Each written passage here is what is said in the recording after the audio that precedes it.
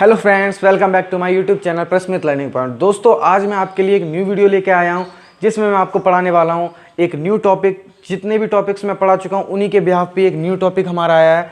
तो फ्रेंड्स, आप मेरी लास्ट वीडियोस को देखते रहिए, जिससे मैं जो भी न्यू टॉपिक पढ़ाऊँ आपको उसमें कोई भी प्रॉब्लम, कोई भी सॉल्यूशन में कोई भी प्रॉब्लम ना आए। तो फ्रेंड्स, मेरी लास्ट वीडियो आपको डिस्क्रिप्शन बॉक्स में मेरे मिल जाएगी।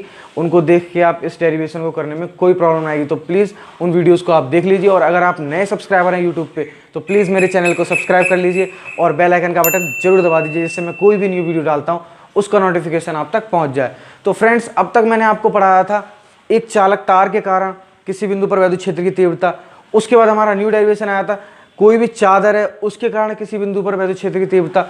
अब हमारा न्यू टॉपिक आया है एक गोलीय कोष के ऊपर, समरूप आवेशित गोलीय कोष के कारण वैद्युत क्षेत्र की तीव्रता। यानी कि हम स्टेज बाय स्टेज बदलते जा रहे हैं। सबसे पहले आया तार, फिर आई चादर, अब एक गोलीय कोष आ गया, यानी कि एक सर्कल। तो आज हम पढ़ेंगे एक सर्कल के कारण किसी बिंदु पर वैद्युत क्षेत्र की तीव्रता। तो फ्रेंड्स, ये वीडियो बहुत ही ज़्यादा अच्छी होने वाली है। इसमें बिल्कुल सिंपली तरीके से मैं इस डेरिवेशन को करके बताऊंगा, जो आपके माइंड में एकदम सेट हो जाएगा। कोई भी प्रॉब्लम, कोई भी क्वेश्चन आपके माइंड में नहीं रहेगा, सबका सॉल्यूशन मैं यहीं दे दूंगा। तो फ्रेंड्स, वीडियो देखते रहिए और स्किप मत कीजिए। तो बिना देरी के हम वीडियो स्टार्ट करते हैं। तो फ्रेंड्स, आज का हमारा टॉपिक है समरूप आवेशित गोलीय कोष के कारण वैद्युत क्षेत्र की तीव्रता। फ्रेंड्स, मैंने आपको हमेशा बताया कि सबसे मेन इंपॉर्टेंट चीज़ होती है हमारी डायग्राम। कोई भी डेरिवेशन स्टार्ट होने से पहले हमारा मेन इंपॉर्टेंट पार्ट होता है एक डायग्राम, जिसके बिहाफ पे हम पूरा डेरिवेशन करते हैं। तो डायग्राम आपने अगर समझ लिया तो मान लीजिए पूरा डेरिवेशन आपके माइंड में बैठ गया, क्योंकि डायग्राम के ही बिहाफ पे हम डेरिवेशन को सोचते हैं, समझते हैं कि डायग्राम ऐसा है, उसकी लैंग्वेज को बस लिख देते हैं। लेकिन मेन क्या होता है हमारा डायग्राम। तो डायग्राम को समझते हैं सबसे पहले। इसमें क्या कह रहा है कि एक गोलीय कोष है, तो सबसे पहले हम एक गोलीय कोष बना लेते हैं। और उस गोलीय कोष का एक केंद्र भी होगा, क्योंकि कोष बनेगा, बिना केंद्र के कोई भी सर्कल नहीं बनता है। तो ये मान लीजिए हमने एक सर्कल बना लिया।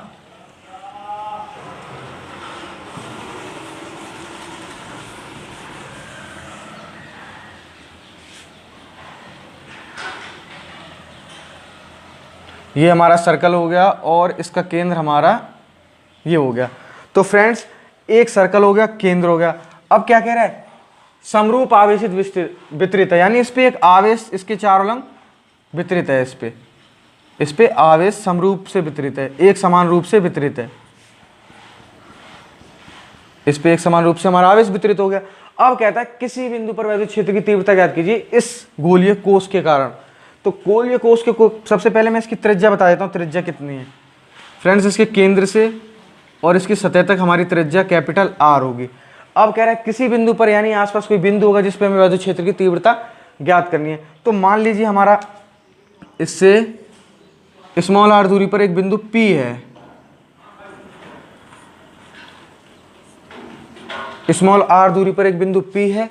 इस बिंदु P पर ही हमको वैद्युत क्षेत्र की तीव्रता ज्ञात करनी है। तो फ्रेंड्स, आप इस डायग्राम को देख लीजिए, ये बहुत ही अच्छा डायग्राम होने वाला है, क्योंकि इसमें कुछ भी नहीं है ज़्यादा हार्ड, सिंपल है। एक पहले कोष बनाना है, उसका केंद्र हमारा है, केंद्र से उसकी त्रिज्या R है कैपिटल, और किसी बिंदु पर वैद्युत क्षेत्र की तीव्रता ज्ञात करनी जो कि P है। तो P मान लिया हमने, कैपिटल R तो ये होगी, तो स्मॉल r मान लेते हैं। तो स्मॉल r दूरी पर हमारा बिंदु P हो गया। अब इस बिंदु P पर हमें वैद्युत क्षेत्र की तीव्रता ज्ञात करनी है। मैंने अब तक की वीडियोज़ में आपको पढ़ाया है, कोई भी वैद्युत क्षेत्र की तीव्रता ज्ञात करने के लिए हमें सबसे पहले उसकी वैद्युत क्षेत्र मालूम होना चाहिए। और ये सब कैसे पता चलता है, ये सब हम कैसे ज्ञात कर सकते हैं, गॉसियन पृष्ठ की सहायता से। अब तक की सब वीडियोज़ में जितने भी मैंने डेरिवेशन कराए इस चैप्टर में, सब में हमें गॉसियन पृष्ठ की आवश्यकता पड़ी है। तो हम इसका एक गॉसियन पृष्ठ भी बना देते हैं।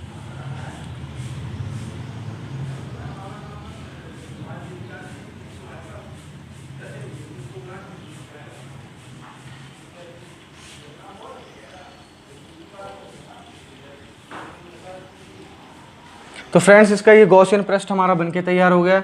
बहुत ही इजी तरीके से बना सकते हैं, इसमें कोई दिक्कत नहीं है। ये इसका एक गॉसियन पृष्ठ इसके चारों लंब बनके तैयार हो गया। फ्रेंड्स, इसमें मैं एक चीज़ और बता दूं, इसमें 3 कंडीशन हमारी बनके आएंगी इस हमारे गोलीय कोष में। क्योंकि गोलीय कोष या कोई भी चीज़ हो, हर चीज़ तो कैसे भी ले लीजिए, लेकिन एक गोलीय कोष है, इसके अंदर भी होता है जगह, बाहर भी होती है और इसकी सतह पर भी होती है। तो यानी वैद्युत क्षेत्र की तीव्रता 3 जगह ज्ञात होनी है हमको, एक गोलीय कोष से बाहर, एक गोलीय कोष की सतह पर और एक गोलीय कोष के अंदर। तो फ्रेंड्स, 3 जगह देखेंगे हम। तो इसकी हम शुरुआत सबसे पहले करेंगे गोलीय कोष के बाहर। पहली स्थिति हमारी होगी जब बिंदु P गोलीय कोष से बाहर हो, तब वैद्युत क्षेत्र की तीव्रता क्या होगी। तो ये हमको ज्ञात करनी है। सबसे पहले हम इसकी वैद्युत क्षेत्र की दिशा और इसके क्षेत्रफल की दिशा देख लेते हैं। तो मान लीजिए सूक्ष्म क्षेत्रफल की बात करेंगे, इतने बड़े की तो एक साथ नहीं कर सकते, तो पहले हमारा सूक्ष्म क्षेत्रफल ये है और क्षेत्रफल की दिशा हमेशा क्षेत्रफल है उसके लंबवत होती है, यानी कि इसकी दिशा इसके लंबवत है, डी ए वेक्टर। और वैद्युत क्षेत्र की दिशा मैंने आपको लास्ट वीडियो में बताया भी था कैसे निकालते हैं, उस वीडियो को आप देख सकते हैं। तो इसकी भी दिशा इधर की साइड ही होगी क्षेत्र की, तो ई वेक्टर हमारी ये रही वैद्युत क्षेत्र की दिशा। अब फ्रेंड्स हमको ये दोनों चीज़ें पता लग गई हैं, अब कुछ नहीं करना है हमको। पहले सूक्ष्म क्षेत्रफल से गुजरने वाला वैद्युत फ्लक्स, उसके बाद संपूर्ण क्षेत्र से गुजरने वाला वैद्युत फ्लक्स, उसके जरिए से हम इसको अब निकाल सकते हैं। तो आपने डायग्राम देख लिया होगा, प्लीज़ इस डायग्राम को आप नोट कर लीजिए, मैं इसको रब करके अब डेरिवेशन कराऊंगा। डायग्राम बहुत ही ज़्यादा इंपॉर्टेंट है, ये पहली स्थिति के कारण है। मैं लिख देता हूँ यहाँ पे, पहली स्थिति यदि बिंदु P कोस के बाहर स्थित हो। तो फ्रेंड्स पहली स्थिति ये, यदि कोस गोलीय कोष से बाहर बिंदु P स्थित है, तब हमको वैद्युत क्षेत्र की तीव्रता ज्ञात करनी है। इस डायग्राम को आपने नोट कर लिया होगा, मैं इसको रब कर देता हूँ। तो इसमें कुछ नहीं है, एक कैपिटल R इसकी त्रिज्या है गोलीय कोष की, बाहर एक बिंदु P है जिस पर हमें वैद्युत क्षेत्र की तीव्रता ज्ञात करनी है। ये बिंदु P, इसके केंद्र से, केंद्र हमारा O है, ये केंद्र O से हमारी इसकी जो दूरी है स्मॉल r है, और इस पर हमको वैद्युत क्षेत्र की तीव्रता ज्ञात करनी है। ये गॉसियन पृष्ठ का निर्माण किया है, ये हमारा गॉसियन पृष्ठ है।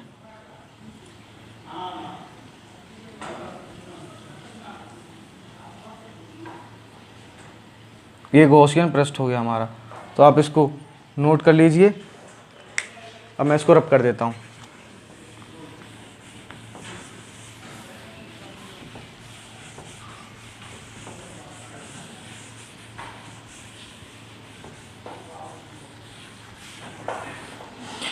फ्रेंड्स अब बात आती है हमारी पहली स्टेज है इसकी, क्या है, यदि बिंदु P कोष के बाहर स्थित हो, तब हमको क्या करना है। यानी कि जो बिंदु P अभी मैंने बताया, सबसे पहले क्या करना है हमको, सूक्ष्म क्षेत्रफल के कारण। तो इसमें सबसे पहला पॉइंट होगा हमारा सूक्ष्म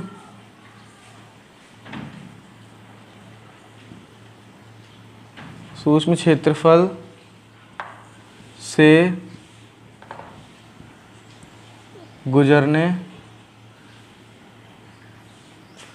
वाला वैद्युत फ्लक्स। कुछ नहीं है, सूक्ष्म क्षेत्रफल से गुजरने वाला हमारा वैद्युत फ्लक्स है। क्या होता है आपको इसका डायग्राम मालूम होगा, डायग्राम नहीं सॉरी इसका फॉर्मूला आपको मालूम होगा, मैंने हर वीडियोस में आपको कई बार बताया। डी फाई इक्वल टू हमारा होता है ई डी ए कॉस थीटा।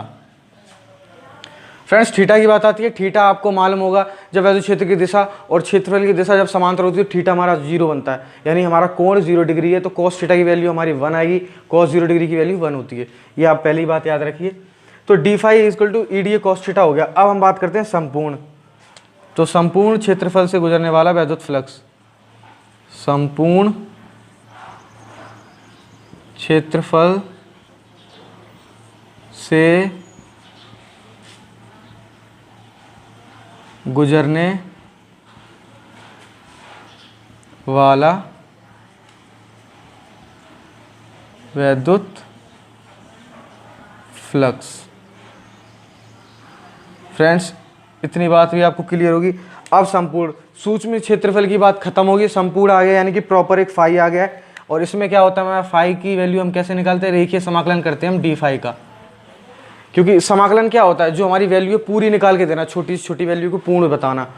तो समाकलन हम छोटी वैल्यू डी फाई है, इसको पूर्ण करेंगे, जब समाकलन करेंगे तो इसकी पूरी वैल्यू निकल के आ जाएगी, वही हमको संपूर्ण क्षेत्रफल की से गुजरने वाला वैद्युत फ्लक्स प्राप्त हो जाएगा। कुछ नहीं करना, डी फाई की वैल्यू यहाँ पे पुट करनी है। तो रेखीय समाकलन ई d A cos theta, E d A cos theta. अब मैं आपको आगे बता देता हूँ यहाँ से। अब ई बाहर आ जाएगा, क्योंकि ई हमारा निश्चित है वैद्युत क्षेत्र, तो ई बाहर आ जाएगा, डी ए कॉस थीटा की वैल्यू यहाँ पे पुट कर देंगे और डी ए का हम समाकलन कर देंगे। देखिए तो फाई इक्वल टू हो जाएगा हमारा ई बाहर रेखीय समाकलन डी ए, और कॉस थीटा की वैल्यू क्या होती है, कॉस डिग्री की जगह 0 डिग्री की जगह हम लिख देंगे कॉस 0 डिग्री इक्वल टू 1। तो यहाँ पे कॉस 0 डिग्री की जगह 1 आ जाएगा। तो ई रेखीय समाकलन डी ए, हमारा डी ए का रेखीय समाकलन हो जाएगा। फ्रेंड्स इतनी बात आपको समझ में आ गई होगी। जब इसका हम रेखीय समाकलन करेंगे डी ए का, तो डी ए का रेखीय समाकलन क्या होगा, ए होगा। डी ए मिलके पूरा ए बन जाएगा, क्योंकि पूर्ण क्या होता है, एक सूक्ष्म क्षेत्रफल की बात करी थी हमने, और जब उसके पूरे क्षेत्रफल की बात करेंगे यानी ए, उसका एरिया पूरा होगा। और एरिया का हम फॉर्मूला यहाँ पे पुट कर देंगे, तो यहाँ पे आ जाएगा हमारा फाई इजकल टू ई ए, और ई ए लिख देंगे। हमें फाई की वैल्यू पता लग गई है। अब ई की वैल्यू हम आगे पुट करेंगे कि ई की वैल्यू ए की जो वैल्यू होती है, यानी जो सर्कल का एरिया होता है वो क्या होता है, वो आपको मैं बता दूंगा। अभी हम यहाँ तक कर लेते हैं। आपने ये देख लिया होगा, प्लीज़ इसको नोट कर लीजिए, फिर आगे मैं बताता हूँ इसको क्या करना है। आप इसको नोट कर लीजिए।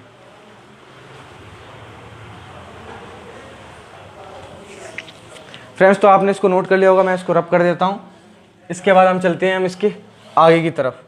पहली स्थिति के बाद हमें पहली स्थिति की बात ही तो कर रहे हैं अभी, हाँ। तो अब आगे देखते हैं क्या होता है। यहाँ तक आपने ढंग से नोट कर लिया होगा, और वीडियो को स्किप मत कीजिए, क्योंकि आपको फिर समझ में नहीं आएगा कि ये बात कहाँ से कहाँ चल रही है, क्योंकि हम रब कर देते हैं ना, तो आपके माइंड में वो चीज़ नहीं आएगी। फ्रेंड्स अब बात करते हैं हम कि अब हमें फाई की वैल्यू मिल गई है। अब हम गॉस के प्रमेय से चलेंगे। गॉस के प्रमेय से हम फाई की वैल्यू पुट करके हम ई की वैल्यू निकाल लेंगे, और यही हमारा बहुत बेस्ट सॉल्यूशन है। सबसे शॉर्ट तरीके से मैं समझाता हूँ आपको। अब गॉस की गॉस की प्रमेय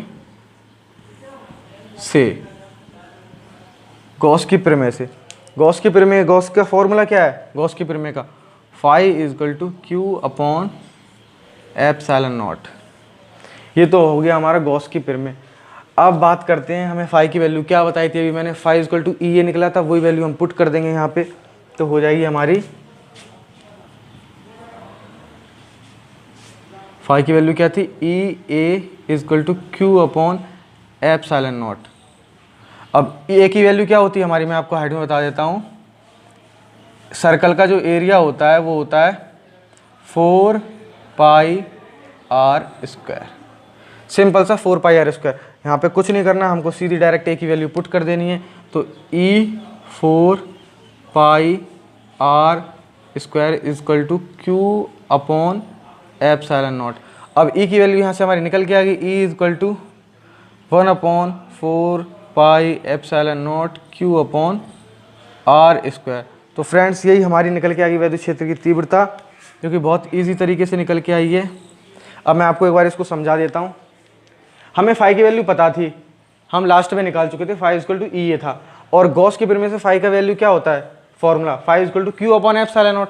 तो फाई की वैल्यू हमने लिख दी E A, q upon epsilon naught. A का वैल्यू क्या है हमारा 4 पाई आर स्क्वायर। सर्कल का जो एरिया होता है वो आपको पता होगा 4 पाई आर स्क्वायर होता है। वो एरिया की वैल्यू हम यहाँ पे पुट कर देंगे, और एरिया की वैल्यू पुट करते ही हम ये अपॉन में ले आएंगे, 1 अपॉन 4 पाई एप्सिलॉन नॉट आके लिख के क्यू अपॉन आर स्क्वायर करके हमारा ये फॉर्मूला हो गया, जो मैंने आपको सिद्ध करके दिखा दिया। प्लीज़ आप इसको नोट कर लीजिए। फिर हम इसकी दूसरी स्थिति पे चलते हैं कि दूसरी स्थिति में हम इसको कैसे सॉल्व करेंगे। आपने इसको नोट कर लिया होगा, मैं इसको रब कर देता हूँ। अब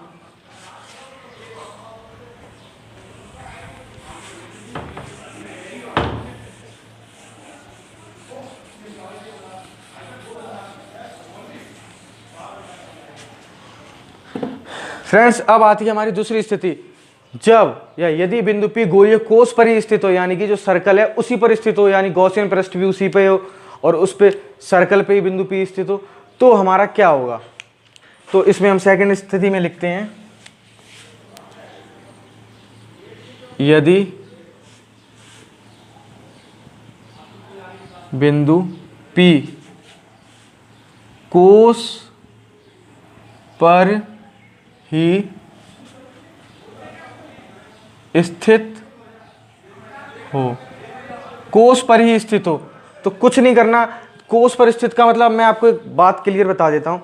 जैसे कि हमारा कोष है, ठीक है, इसके चारों तरफ हमारा प्लस क्यू आवेश एक समान रूप से वितरित था, ठीक है, ये बात आपको मालूम है।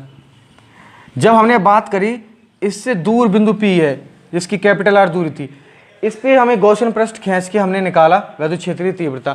तो जब आप इसको निकाल लेते तो ये सर्कल है मान लीजिए, ठीक है। अब जो आवेश है ये इसके अंदर ही तो आ गया, यानी कि आवेश अंदर आ गया तो इसकी वैल्यू हम निकाल सकते हैं क्योंकि यहाँ पर आवेश उपस्थित है, ठीक है। अब जो वैल्यू निकल के आई वो हमारी मैंने लिख दी। अब बात आती है सतह पर भी, तो सतह पर भी तो यही आवेश स्थित है, यानी कि जो वैल्यू यहाँ पे थी वही वैल्यू यहाँ पे होगी। फर्क कितना है, ये हमारी स्मॉल आर दूरी थी और ये हमारी कैपिटल आर दूरी है, तो यहाँ पे आर का ही अंतर आएगा और कुछ अंतर नहीं आएगा क्योंकि आवेश तो दोनों में ही आ रहा है वही। मान लीजिए ये कोष है, तब इसने इसको क्या माना, एक तरफ से केंद्र माना, तो केंद्र के चारों तरफ ये आवेश था। जब इस केंद्र के चारों तरफ आवेश है यानी कि इसके अंदर आवेश है, तो ये इसको हम वैद्युत क्षेत्र की तीव्रता निकाल सकते हैं, तो हमने निकाल भी ली। अब बात आती है यही कोष है और इस पे आवेश उपस्थित है, यानी कि इसके इस पे आवेश उपस्थित है, तो इस पे भी हम वैल्यू बिल्कुल इसी की तरह सेम निकलेगी। बस आर का अंतर आएगा, यहाँ पे कैपिटल स्मॉल आर है, यहाँ कैपिटल आर है, इतना ही अंतर आने वाला है। आप इसको समझ लिए होंगे, मैं इसको रब कर दूँ। यही बात आपको समझानी थी कि जो भी भार बनता है और सतह पर बनता है वो लगभग सेम होती है, बस आर का अंतर पड़ता है। उसकी दूरी कैपिटल आर है और भार वाले की स्मॉल आर है, इतना ही अंतर पड़ेगा और हमारी वैल्यू बिल्कुल ही सेम होगी इस कंडीशन में। इसका डायग्राम मैं बना देता हूँ। ये हमारा कोष है, ठीक है, और इस पे प्लस क्यू आवेश वितरित है एक समान रूप से। ये हमारा आवेश वितरित हो गया। अब जो हमारी दूरी है केंद्र की हमारी कैपिटल आर है और गॉसियन पृष्ठ भी हमारा इसी पे ही बन रहा है।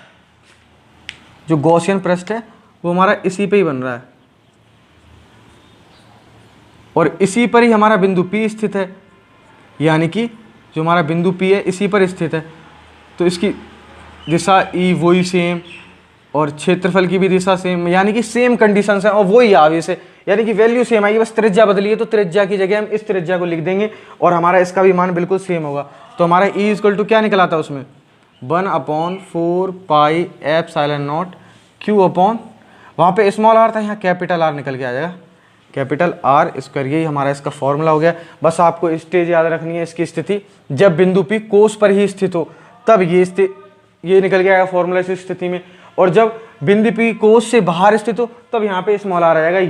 ये दो कंडीशंस हमने कर दी हैं और आपको मैंने डायग्राम के साथ इसको समझाया तो आपको समझ आ गया होगा, तो आप इसको भी नोट कर लीजिए। अब लास्ट हमारी कंडीशन बचती है, जब गोलीय कोष हमारा किस पे स्थित हो, बिंदु P पे। जो बिंदु P है वो हमारा गोलीय कोष के ना बाहर स्थित है, ना अंदर स्थित है, ना सतह पर स्थित है। यानी कहने का मतलब ये है, जो गोलीय कोष है उसके अंदर जो हमारा बिंदु P है उस पर हमें वैद्युत क्षेत्र की तीव्रता ज्ञात करनी है। तो फ्रेंड्स आपने इसको नोट कर लिया होगा, मैं इसको भी रब कर देता हूँ। अब इसकी थर्ड कंडीशन पे हम आते हैं कि जब हमारा गोलीय कोष के अंदर P बिंदु स्थित है तब वैद्युत क्षेत्र की तीव्रता क्या होगी। फ्रेंड्स इसका तो बहुत ईजी है, इस पे 0 होगी क्योंकि जब आवेश ही नहीं है तो तीव्रता वगैरह कैसे निकलेगी। डायग्राम समझा देता हूँ। ये हमारा गोलीय कोष है, ठीक है, इसकी त्रिज्या कैपिटल आर, इस पर आवेश हमारा प्लस Q,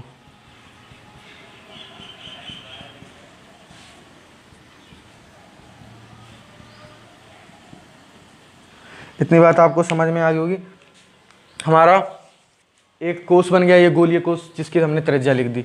मेन गोलीय कोष तो हमारा यही है, वो तो हमारा गॉसियन पृष्ठ था, ठीक है। अब ये गोलीय कोष के चारों तरफ हमारा आवेश वितरित है एक समान रूप से, लेकिन अब तक भार बात की, फिर ठीक है चलो आवेश है उसके पास क्योंकि भार है यानी उसके अंदर आवेश आ रहा है। अब सतह पे बात करी, ठीक है सतह पर ही आवेश है यानी कि आवेश तो हमें मिल ही रहा है। अब बात करते हैं कि अंदर गोलीय कोष की, ये गोलीय कोष के अंदर एक गॉसियन पृष्ठ खींचा है और बिंदु P हमारा ये रहा। अब यहाँ पे हम वैद्युत क्षेत्र की तीव्रता ज्ञात करेंगे तो ये कैसे पॉसिबल है, ये तो है ही नहीं पॉसिबल, ना इसको आवेश मिल रहा है ना कोई त्रिज्या इसकी निश्चित है, तो यहाँ पे हमारी जो वैद्युत क्षेत्र की तीव्रता होगी वो शून्य होगी। कैसे शून्य होगी, क्योंकि यहाँ पे हमारा आवेश शून्य है, तो आप ये देख लीजिए कैसे होगी। हमारा फाई इक्वल टू क्या होता है Q अपॉन एप्सिलॉन नॉट। जब Q शून्य है यानी कि Q शून्य तो फाई भी इक्वल टू शून्य होगा, और फाई की वैल्यू क्या थी ई ए यानी E4 पाई आर स्क्वायर, ठीक है। अब जब इसकी E की फाई की वैल्यू शून्य यानी कि ये पूरा शून्य हो गया, ये हमारा शून्य हो गया, तो जब ये शून्य हो गया तो हमारी वैद्युत क्षेत्र की तीव्रता यहाँ से ही तो निकलती है, यानी कि ये भी शून्य हो गया।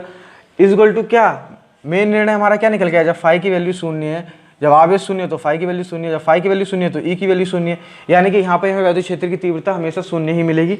तो इसका डायरेक्ट फॉर्मूला आप कुछ मत लिखो, ई इक्वल टू शून्य लिख दो।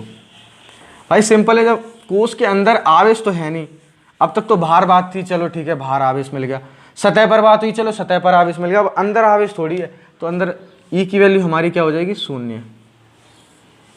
फ्रेंड्स ये आपको मैंने 3 पॉइंट्स कराए।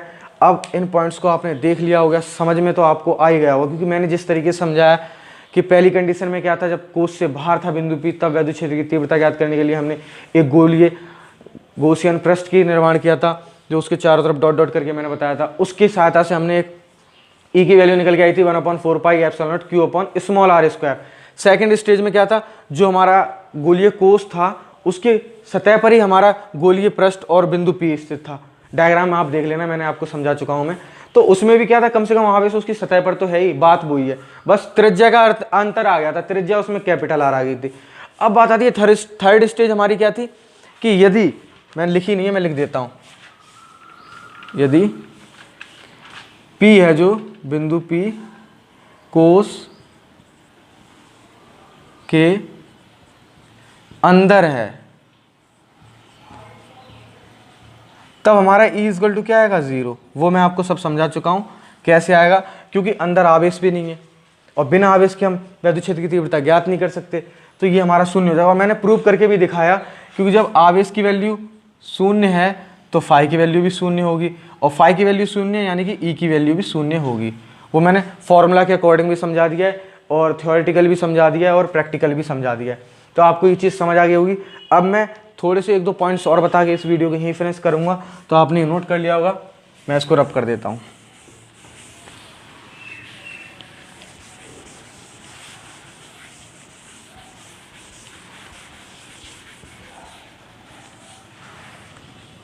फ्रेंड्स अब बात करते हैं हम, जो हमने सबसे पहले स्टेज में बताया था, इसका जो वैद्युत क्षेत्र की तीव्रता निकल के आई थी जब गोलीय कोष से बाहर स्थित था बिंदु पी, तो उसमें क्या निकल के आई थी, E equal to 1/4 pi epsilon naught Q upon small are square.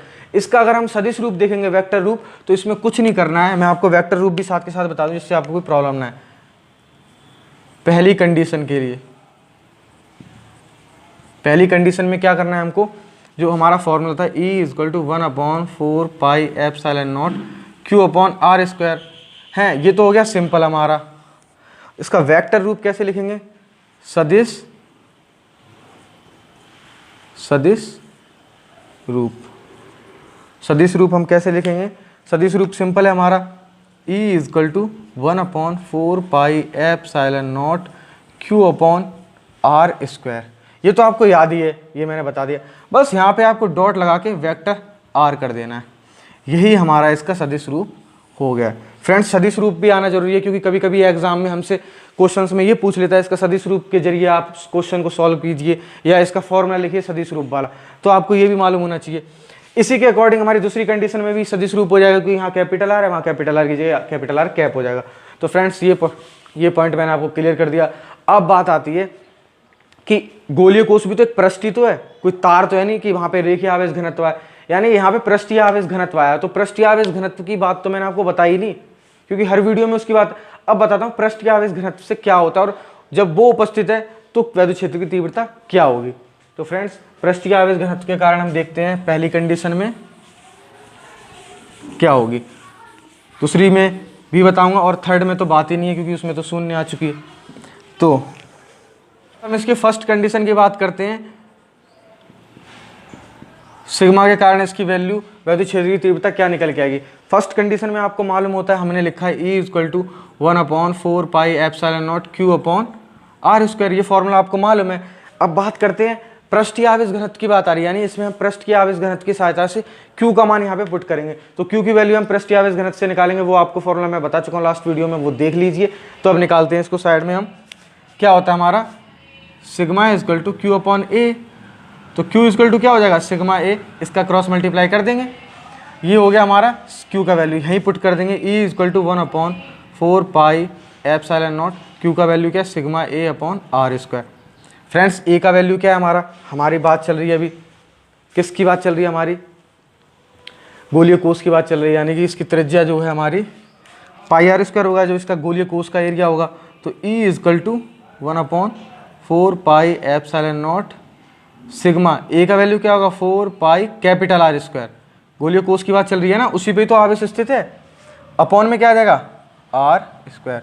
Friends 4 पाई से 4 पाई कट जाएगा, तो इसका निकल के आएगा sigma R square upon epsilon naught small are square. ये हमारा ई का वैल्यू आ गया है। ये पृष्ठीय आवेश घनत्व के कारण हमारी विद्युत क्षेत्र की तीव्रता है जब स्थित हो गोलीय कोष पर पृष्ठीय आवेश घनत्व।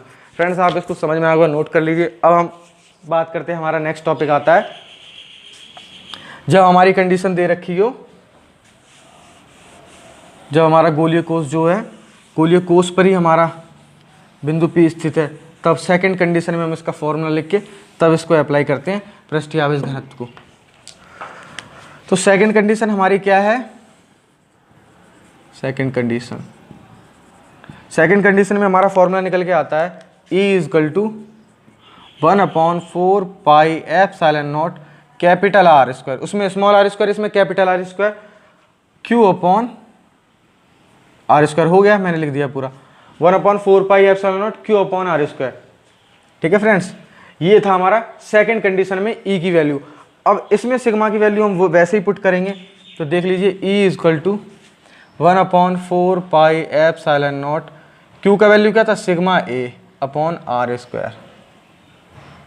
ए की वैल्यू वही पुट करेंगे क्योंकि कोस की बात हो रही है। कोस का फॉर्मूला क्या होता है 1/4 पाई एप्सिलॉन नॉट सिग्मा। कोस का एरिया क्या होता है एक सर्कल का 4 पाई आर स्क्वायर। सर्कल हमारा क्या है 4 पाई, सर्कल की त्रिज्या क्या है कैपिटल आर स्क्वायर, और इधर भी कैपिटल आर स्क्वायर है। तो अब आपको समझ ही आ रहा होगा, ये इससे कट गया, 4 पाई से 4 पाई कट गया। अब ई इक्वल टू हमारा क्या निकल के आता है sigma upon epsilon not. Friends ये हमारा सेकंड कंडीशन में निकल के आ गया ई का वैल्यू। जब पृष्ठीय आवेश घनत्व गोलीय कोष पर स्थित पृष्ठीय आवेश घनत्व होता है, तब सेकंड कंडीशन में E equal to sigma upon epsilon naught निकल के आता है, और फर्स्ट कंडीशन में निकल के आता है E equal to 2 sigma capital R square upon epsilon naught small are square. तो ये दो कंडीशंस मैंने आपको बता दी हैं, तो आपको ये समझ आ गया होगा बिल्कुल क्लियर तरीके से। तो फ्रेंड्स आज की वीडियो हम यहीं फिनिश करते हैं। आपको मेरे पढ़ाए हुए में कोई भी प्रॉब्लम आती है तो प्लीज़ मुझे कमेंट बॉक्स में बताइए और मैं उसको सुधारने की कोशिश करूँगा। फ्रेंड्स अगर आपको वीडियो मेरी अच्छी लगी हो तो प्लीज़ लाइक भी कर दीजिए, और मेरे चैनल को अगर आपने सब्सक्राइब अब तक नहीं किया तो प्लीज़ सब्सक्राइब कर लीजिए और ऑल बेल आइकन का बटन दबा दीजिए, जिससे मैं कोई भी न्यू वीडियो डालता हूँ उसका नोटिफिकेशन आप तक पहुँच जाएगा, तो आपको प्रॉब्लम नहीं आएगी वीडियो देखने में। वैसे क्या होता है अगर नोटिफिकेशन नहीं आया तो फ्रेंड्स हम लोग बिजी रहते हैं फ़ोन वगैरह में, अगर नोटिफिकेशन एक बार मिल जाए देखने को तो हमारा ध्यान उस पर आ जाता है और हम वीडियो देख लेते हैं। तो प्लीज़ नोटिफिकेशन के बटन को दबाना ना भूलिए। और आज की वीडियो के लिए इतना ही। थैंक यू फ्रेंड्स, स्वस्थ रहो, व्यस्त रहो, मस्त रहो। Thank you.